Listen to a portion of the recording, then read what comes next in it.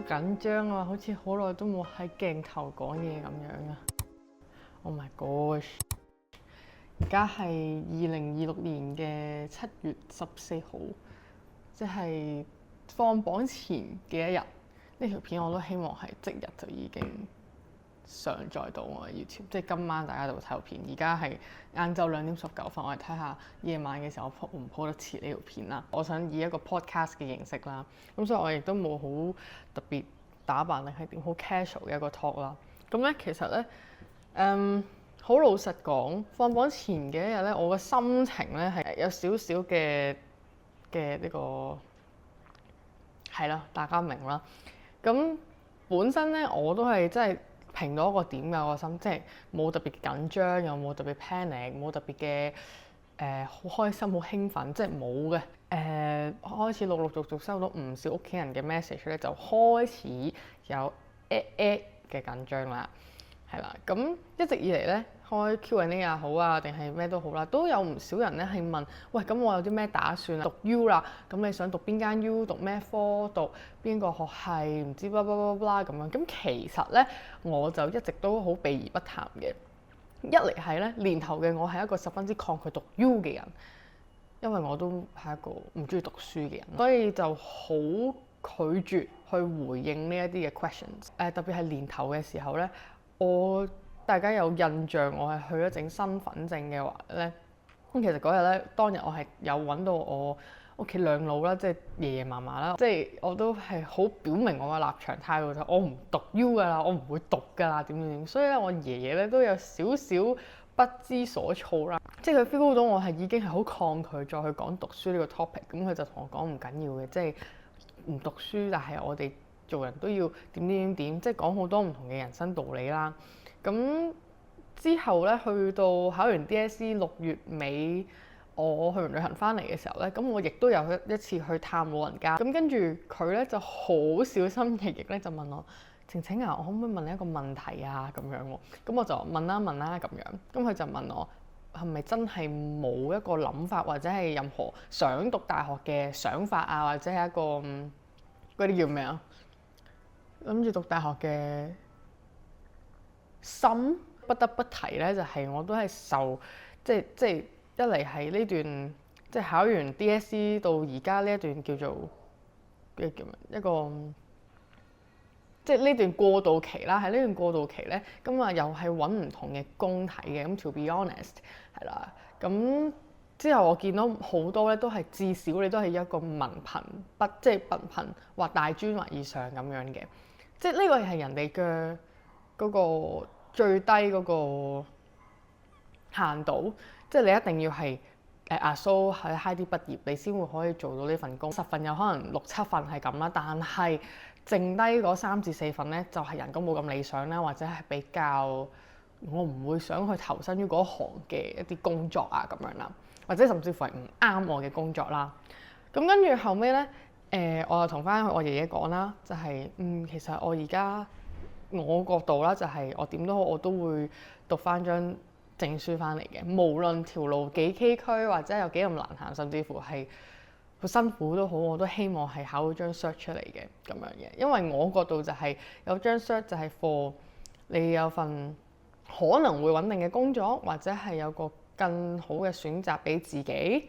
我唔知啦，即係我嘅角度係咁啦嚇，我角度。咁跟住咧後尾咧，我媽咧就突然之間拍一拍我，佢話：晴晴你係咪真係好唔中意讀書啊？或者係點樣咁樣？我答完我嫲嫲之後咧，咁佢就其實佢哋都支持我去做任何嘢嘅，即係佢話，但係佢係叫我咁我哋去做嘢咯咁樣。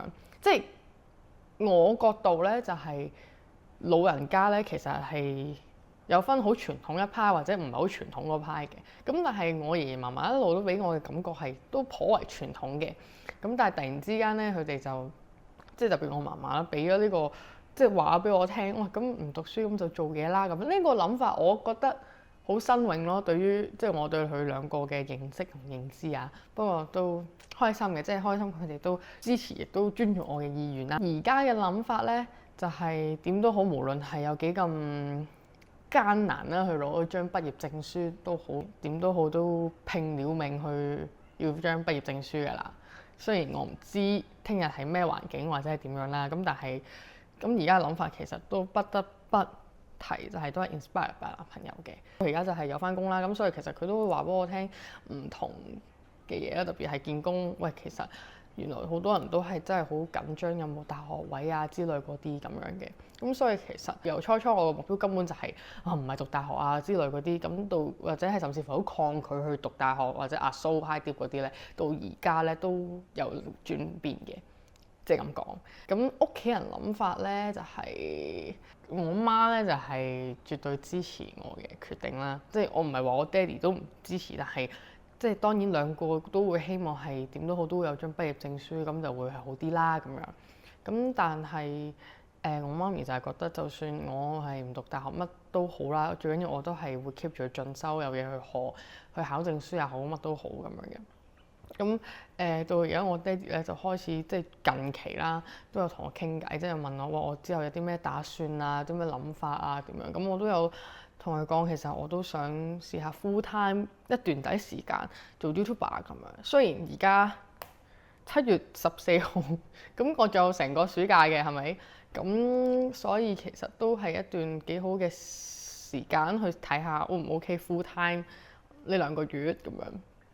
係咯，即係俾個時間自己去睇下究竟 O 唔 OK 咁樣，因為我而家係冇收入噶嘛做 YouTube，咁所以其實即係當試下先咯，咁去儲下咁樣再睇下點咯。咁但係聽日就已經放榜啦。Whatever 你係之後又考 DSE 也好，或者係同我係同一屆，我哋聽日一齊等成績去放榜嘅都好啦。我希望大家唔好俾成績單嘅分數去定義咗自己嘅人生。任何一個科目你攞緊1、2 U 都好啊，都唔好俾呢樣嘢去定義咗你嘅人生。即係成績單上面嗰個數字也只不過係個數字啫，咁唔係代表你呢一世唔會進步，唔會成噶嘛。For example，我英文係攞3嘅啫咁樣，咁唔代表我出到去或者係我過咗幾年，我係冇一個更加高分或者係更加好嘅成績噶嘛。